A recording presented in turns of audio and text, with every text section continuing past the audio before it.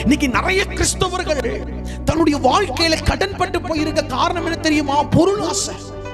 பொருள் ஆசை வாங்கணும். தேவ பிள்ளையே, உனக்கு ஒரு பொருள் வாங்க வேண்டும் என்று இருந்தால் ஆவியானவர் அது வாங்க உனக்கு கிருபை தருவார்.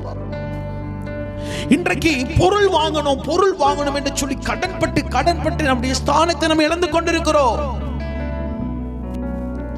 வாஷிங் மிஷின் எப்படி இஎம்ஐல வாங்கிட்டோம் பாஸ்டர். ஃப்ரிட்ஜ் எப்படி வாங்குனீங்க?